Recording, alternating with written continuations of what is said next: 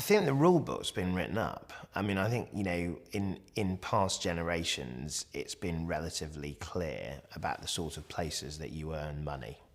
And I think that with the advent of the World Wide Web, I think businesses are, I think there's no such thing anymore as a national business. I think you're either local or global. I think that, every business has a chance to trade anywhere in the world. I think that's a complete game changer, if you will.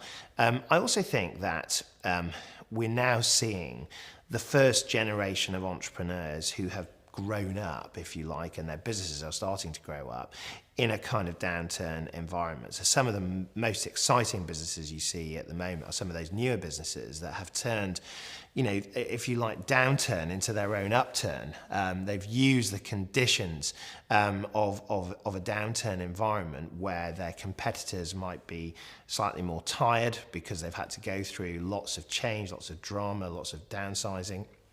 And they've actually used that to their own advantage, to be more aggressive, to be more nimble, to be more cost competitive, all those sorts of things. That actually means that their businesses become more competitive as a result of that.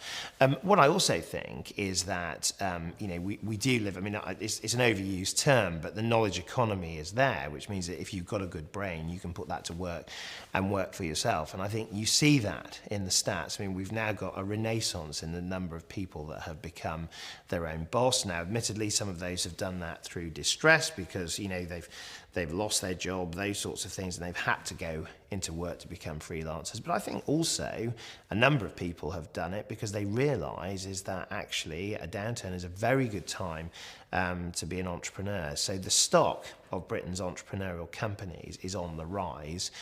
More people are doing it. More people are, if you like, closing the ambition gap between what they dream of and then what they actually do.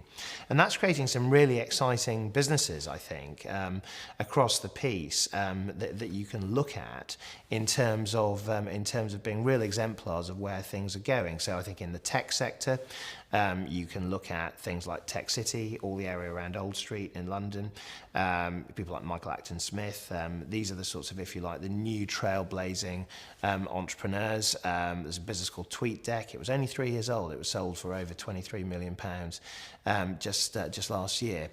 Lots of businesses in the tech sector that are clearly not in a downturn at the moment, but also, Britain is turning out a new generation of world beaters. I was one of the judges here at Coutts for the Growing Business Awards, and I judged the international category. And the business we ultimately chose as our winner was a business called Ella's Kitchen, which provides baby food, which is, a very traditional product. But the way that the founder, a guy called Paul Lindley, had approached this product was completely innovative. It was based on all of the things that had made a business like Innocent, Richard Reed's Innocent, sort of highly successful, authentic, organic, well-branded, well-marketed. He'd taken that idea into the baby food arena, and he's created a brilliant global business.